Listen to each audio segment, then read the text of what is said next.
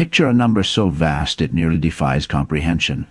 519 billion, representing not just a sum, but a workforce teeming with countless laborers, a treasure trove of pure gold, and 7 relentless years of unyielding effort.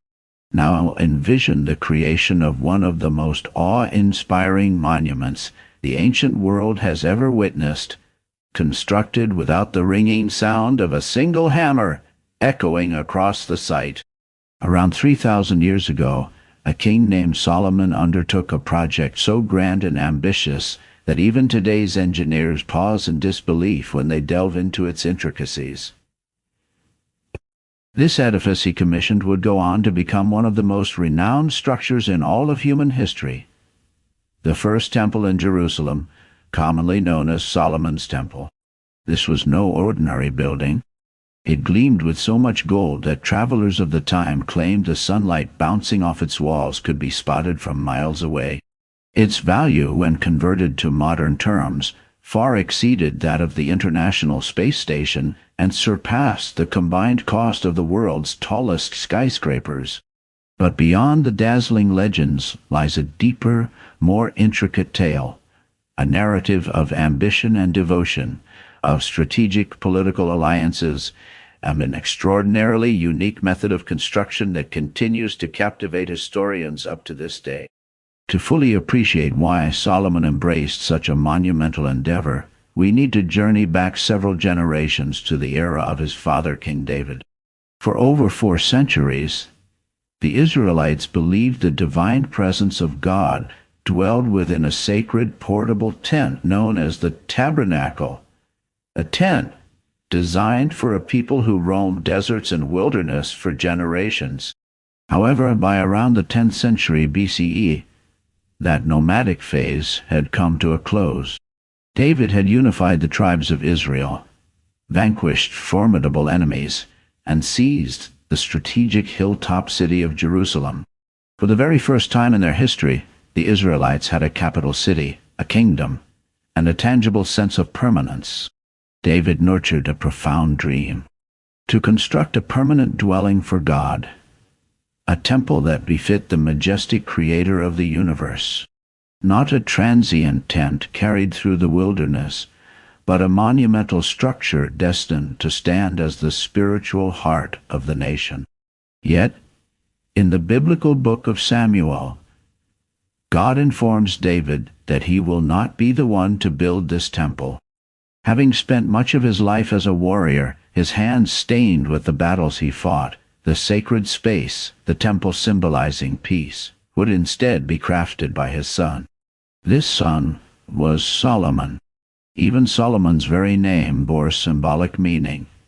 Derived from the Hebrew word shalom, it signifies peace. Where David had conquered, Solomon would consolidate. Where David had waged wars, Solomon would build. When David passed away, he left behind not only a kingdom but an unfinished vision and years of careful preparation.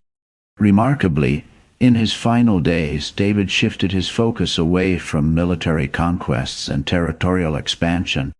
Instead, he dedicated himself to amassing the resources necessary for a monumental building project he would never live to see completed. Imagine him then, rather than on battlefields or commanding troops, seated within treasury chambers overflowing with precious materials, meticulously planning for a legacy destined to endure. Over decades of relentless warfare, vast wealth had been meticulously gathered and documented. Trade goods and tribute flows, detailed scrolls listing inventories, gold counted by the talent, silver stored in massive storerooms, and precious gems carefully catalogued. All were recorded with precision. According to the chronicles preserved through time, King David set aside an astonishing 100,000 talents of gold, along with 1,000,000 talents of silver taken directly from the national treasury. But these vast sums were not the extent of his generosity. From his personal fortune he contributed even more. The records mention an additional 10,000 talents of gold, drawn from Ophir, a fabled source famed for producing the finest gold of the ancient world. Furthermore, Another 20,000 talents of refined silver were supplied, alongside copious amounts of bronze, iron, and a variety of other metals, quantities so vast that the text simply notes they defied weighing. Entire storerooms overflowed with dazzling gemstones, onyx, turquoise, marble, and other stones whose ancient names have been lost and thus defy exact translation into modern languages. What makes this inventory truly staggering is the sheer scale when these ancient units are converted into modern measurements. One talent weighed roughly 34 kilograms, or about 75 pounds in contemporary terms. This means the gold alone would have totaled approximately 3,400 metric tons. At today's precious metal prices, that much gold would be worth nearly $500 billion. The silver, too, weighed in excess of 30,000 metric tons, with the combined value of these precious metals alone approaching upwards of $1 trillion. And that enormous sum does not even account for the cost of labor, transport of materials, or the actual carving and setting of stones. Despite these riches, David recognized he would never live to witness the temple's completion. Yet he was resolute. When his son Solomon began the grand project, nothing would stand in the way. When Solomon inherited the throne, he inherited this colossal treasury. But wealth alone was insufficient to erect such a magnificent structure. Israel possessed abundant gold, silver, and land, but lacked critical resources, the specialized materials and skilled craftsmen necessary for a project of such monumental scale. The single most crucial material was cedar, a prized and rare resource in the ancient world. The cedar trees of Lebanon were legendary, towering over 100 feet tall, robust against decay, aromatic, and remarkably strong. In today's terms, cedar functioned essentially as the equivalent of steel beams in construction. However, these precious forests were not in Israel's possession.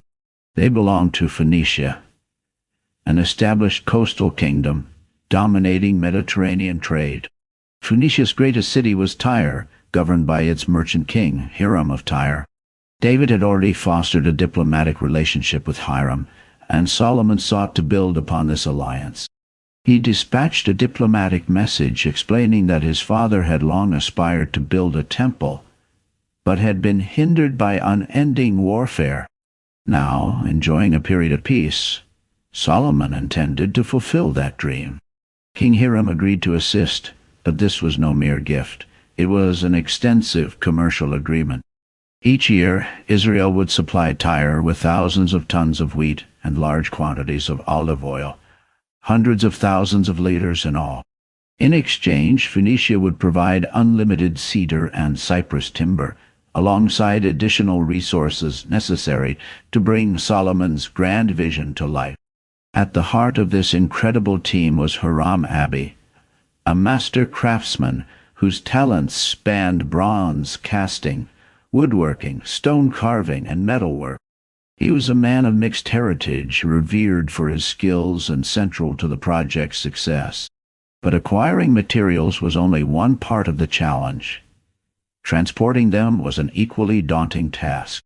Massive cedar trunks were felled high in the rugged mountains of Lebanon.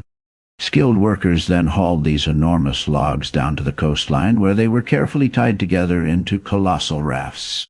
These rafts floated southward along the Mediterranean shore until they reached the bustling harbor of Jaffa. However, the real test began here, for from Jaffa to Jerusalem lay a long and arduous journey. Jerusalem itself was situated far inland, perched hundreds of meters above sea level, making every step of the trek uphill. Each log had to be dragged across rocky, uneven terrain, mile after mile, relying solely on ropes, wooden sledges, animals, and raw human muscle. This was no small feat. To accomplish this, King Solomon required an immense labor force. According to the detailed record in 1 Kings, the workforce engaged in the temple's construction numbered approximately 150,000 people. Out of these, some 30,000 Israelites were assigned to labor in Lebanon, harvesting timber, in rotating shifts that allowed them time to return home periodically. Those who worked beneath them in the labor hierarchy were about 70,000 quarrymen, tasked with cutting stone and carrying massive blocks across the mountainous landscape. These quarry workers were mainly descendants of the conquered Canaanite populations, and were subjected to forced labor rather than temporary service. Overseeing this massive conscripted labor force was a man named Adoniram, who served as essentially the minister of conscription. Day after day, year after year, these laborers toiled underground, cutting stone and hauling it uphill to Jerusalem. Yet, in the midst of such immense activity, the construction site held a remarkable secret. Visitors approaching the temple rarely heard the expected sounds of chaos typical to many building efforts. No clanging metals, pounding hammers, or chisels striking stone. Instead, an extraordinary silence prevailed. The Bible records a fascinating detail. Every stone used in the temple was precisely cut and finished at the quarry before ever leaving it. This method amounted to an ancient form of prefabrication. Teams working miles away meticulously shaped each piece according to exact measurements and specifications. By the time these blocks arrived at Jerusalem, they fit perfectly together, like massive pieces of an intricate puzzle. The outcome was truly astonishing. A colossal construction site where thousands of workers assembled one of history's most ambitious buildings in near silence. Deep beneath the city were vast underground caverns, now often called Zedekiah's Cave or sometimes Solomon's Quarries. Within these dim torch-lit tunnels, tens of thousands labored relentlessly, carving enormous blocks of limestone known as meleke. This stone was soft enough to be cut underground, yet would harden like marble when exposed to the air outside. Imagine the precision and coordination required to maintain this level of craftsmanship in such challenging conditions. Picture the scene: torchlight flickering against rough stone walls, the steady sound of chisels echoing deep within the darkness. Laborious-shaped massive blocks they would never see set into the temple above. Every measurement had to be exact, every angle meticulously calculated. Once those stones left the quarry, there would be no chances to recut or reshape. This silent, unyielding system persisted for 7 long years. Stones were carved in shadowed chambers, timber hauled miles from distant forests. Gold was hammered into sheets so thin they could cover walls, floors, ceilings, and even doors. Slowly, rising above the ancient city of Jerusalem, the temple began to take form. Then, at last, the day arrived when the work was completed. The people of Israel gathered in the city, their hearts filled with anticipation. Priests carried the most sacred of their faith, the Ark of the Covenant, from the city of David through massive doors lavishly covered in gold. They passed through grand halls lined with cedar beams overlaid in shimmering golden sheets, until they reached the innermost sanctuary, the Holy of Holies. This perfect cube gleamed, its walls shining with gold beneath the outstretched wings of towering cherubim where the ark was carefully placed. Stepping back, the priests witnessed something no one there would ever forget. According to sacred chronicles, a cloud filled the temple, not smoke or mist, but what the ancient texts call the glory of the Lord. This overwhelming presence rendered the priests unable to carry out their sacred duties. Many fell to their knees, some prostrated themselves face down on the floor. For 7 years, thousands had worked on a temple dedicated to an unseen God. In this moment, they believed without doubt that he had arrived. Yet, even as the temple gleamed with gold and divine glory, the costs of its creation began to unfold. Solomon, in payment to Hiram, gave 20 cities for the materials. The forced labor system bred resentment, especially among the northern tribes. Within a single generation after Solomon's death, the kingdom fractured and split apart. Though the temple took 7 years to build, the tensions it sparked echoed across centuries. Long after Solomon's time, the magnificent temple stood resilient over Jerusalem, its golden walls catching the early morning sun. Its courtyards welcomed pilgrims from all across the land, generations who believed it was the very place on earth where heaven and earth met. Kings rose and fell, prophets preached their messages. Armies marched through the region, but the temple remained silent and immovable atop its hill. At first, Solomon's vision seemed to have indeed secured Israel's spiritual center. His reign became legendary, a golden age famed for wisdom, wealth, and international influence. Yet the temple would soon face its ultimate test as the armies of Babylon advanced upon Jerusalem, turning history once again. Merchants traveled great distances simply to marvel at the grandeur of Solomon's kingdom. Among those visitors was the powerful and legendary Queen of Sheba, known from biblical accounts. Upon arriving, she was utterly astonished by the palace's magnificence, the efficient administration of the court, the disciplined organization of servants, and especially the majestic temple. "According to ancient texts," she exclaimed, "the half was never told me," expressing her awe at what she witnessed firsthand. Yet beneath this dazzling exterior, a subtle but significant change was underway. While Solomon's alliances had brought immense wealth into Israel, they also introduced foreign influences. Royal marriages to daughters of neighboring nations forged strong diplomatic ties, but came at a price. They brought new religions and divided loyalties into the royal court. Gradually, shrines dedicated to gods other than the God of Israel began to appear on the hills surrounding Jerusalem. Ironically, the very man who commissioned the magnificent temple in honor of Israel's God allowed other altars to rise in its shadow. Following Solomon's death around 930 BCE, this fragile unity unraveled quickly. The northern tribes, strained from heavy taxation and forced labor, rejected the harsh rule of Solomon's successor. They rallied behind Jeroboam, a former official within Solomon's labor system.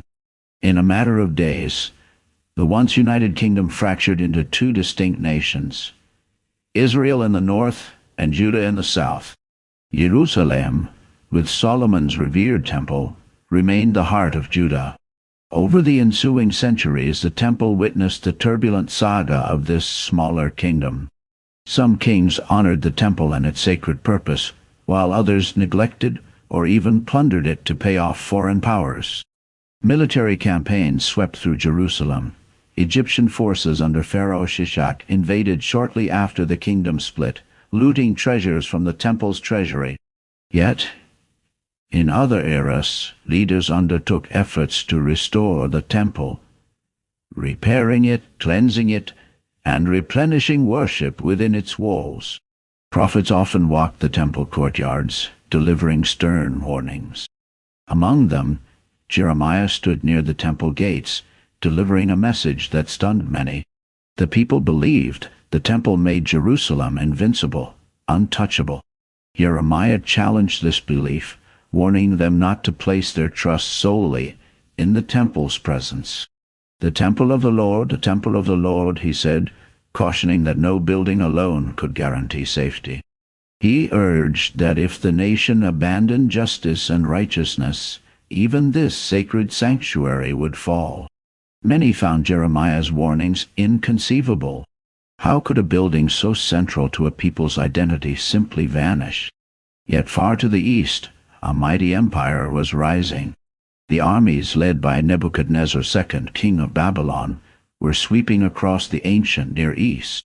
One city after another fell to Babylon's might, leaving only a few small kingdoms still independent. Judah was among them. Initially, its king sought survival through tribute payments, but rebellion followed those attempts, setting the stage for events that would challenge the very existence of Jerusalem's temple and the kingdom it symbolized. In the ancient times, the Babylonian army laid siege to Jerusalem, surrounding the city and cutting off its supplies. For months, the inhabitants endured starvation and disease while trapped within their walls. The proud city, once a beacon of strength, gradually weakened under the relentless pressure. Eventually, the defenses crumbled, and Babylonian soldiers poured into the city. The unthinkable was about to unfold. They advanced toward the sacred hill where Solomon's temple had stood for nearly 4 centuries. This temple was not just any building. It was a monument that had been built with an unimaginable wealth and painstaking craftsmanship, a place where generations believed the presence of God had filled the air like a living cloud. According to the ancient records preserved in the Book of 2 Kings, the Babylonians greedily stripped the temple of all its treasures, gold vessels, sacred objects, and intricate decorations crafted by the greatest artisans of that ancient age. Then, in a devastating act of destruction, they set the temple ablaze. Flames consumed the cedar beams that had once been carefully floated down from Lebanon. Gold melted and flowed across the stone floors, while thick smoke billowed into the Jerusalem sky. The most magnificent building ever known in Israel was reduced to ashes. After nearly 6 centuries, Solomon's temple was no more. Along with the temple, the Ark of the Covenant, the sacred chest once housed in the Holy of Holies, vanished from history. Its fate remains a mystery. Some traditions suggest it was hidden before the invasion, while others believe the Babylonians took it. To this day, historians and archaeologists continue to debate what truly happened to this sacred relic. Following this devastation, the people of Judah were forced into exile in Babylon. Jerusalem fell silent again, but this time it was the silence of ruins rather than the silence of sacred construction. However, the story did not end with destruction and exile. Decades later, a new power arose: the Persian Empire under Cyrus the Great. When Cyrus conquered Babylon, he issued a remarkable decree allowing exiled peoples to return to their homelands and rebuild their temples. Among those who returned were the descendants of the builders of Solomon's temple. Upon arriving in Jerusalem, they found a city in ruins and the Temple Mount buried beneath rubble. Yet, undeterred, they began to rebuild, stone by stone, generation after generation. A new temple gradually rose on that same sacred hill. This temple would be magnificently expanded centuries later by Herod the Great, and was the temple that stood during the lifetime of Jesus Christ. Yet even this second temple would face a tragic fate. In the year 70 A.D., Roman legions led by Titus besieged Jerusalem once again. They destroyed the temple, leaving only fragments of the original retaining walls that supported the temple platform. One section of those walls still stands today and draws pilgrims from around the world. Visitors press their hands against the ancient stones, known as the Western Wall, and whisper their prayers. Beneath these layers of history, beneath centuries marked by cycles of rebuilding, destruction, and profound faith, lies the enduring memory of a sacred place that has shaped the spiritual and cultural identity of countless generations. The original temple, Solomon's temple, was crafted with unimaginable wealth, massive labor, and a profound quiet that still resonates through the pages of history. Yet, the deeper question this temple leaves behind was never really about the gold, the stone, or the grand architecture itself. It was the very question Solomon posed during the temple's dedication ceremony. If the heavens cannot contain God, how could any building possibly hold the divine? And still, across thousands of years, people have persisted in trying to create spaces where the human realm might connect with the divine. Although the temple no longer stands, the quest that inspired its creation has never truly ended. In many ways, it continues even today. Imagine standing in Jerusalem on the day Solomon's temple was completed, watching the gold gleam in the sunlight and sensing the silence within its walls. What do you think you would have felt?